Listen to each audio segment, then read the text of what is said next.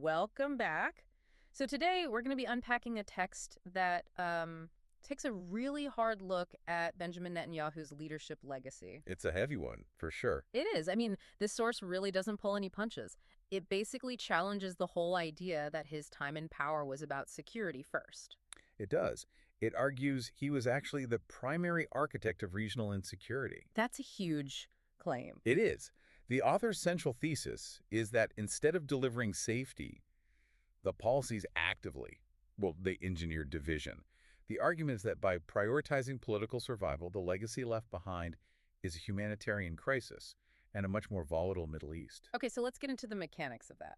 The text really isolates two specific policy pillars as the root cause, A right? blockade on Gaza and the expansion of settlements. So how does the source frame the impact of those decisions? It frames them as engines of radicalization. The text describes the blockade not as some defensive measure, but as a brutal containment strategy. A strategy that created a baseline of misery. Exactly. And when you combine that with what the source calls illegal settlements in the West Bank, the author argues you aren't just managing a conflict. You're actively shrinking the space where a future Palestinian state could even exist. Physically and psychologically. Right. And the text gets very specific about that physical cost. It doesn't just list casualties in the abstract. It points to the destruction of foundational infrastructure. Homes, hospitals, schools. And that distinction is key to the argument, isn't it? It is. When the text highlights the targeting of hospitals and schools, it's suggesting that this isn't just about fighting a militant group. It's about dismantling civil society. That's the claim. That these military assaults resulted in thousands of civilian deaths and essentially made suffering the status quo. So the source is saying these weren't just unfortunate side effects of war. No, not side effects. They were systemic features of his rule, according to this analysis. Wow. The argument is that by degrading the basic requirements for life, the policies ensure that grievance and anger would outlast any temporary military victory.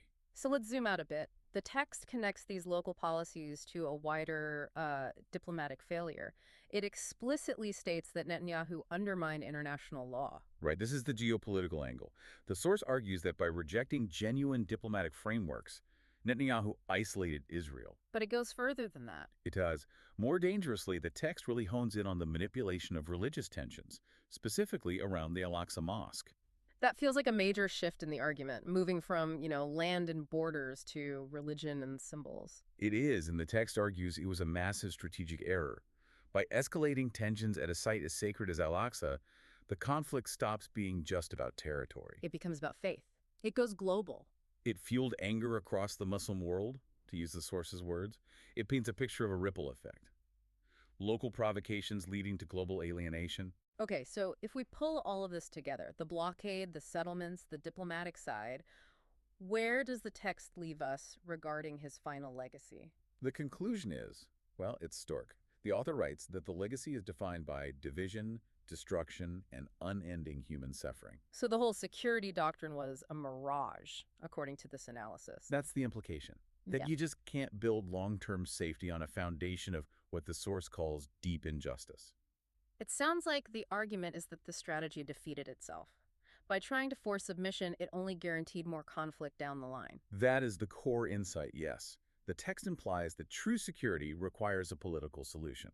And by aggressively dismantling the possibility of that solution, the legacy left behind is one of open wounds, not resolved borders. It's a sobering perspective on how these policy decisions can ripple out over decades. Before we wrap up, I want to leave you with a final thought from this reading. If the source is correct, that this leadership defined an era by unending human suffering and this really deep-seated anger, what does that imply for the timeline of reconciliation?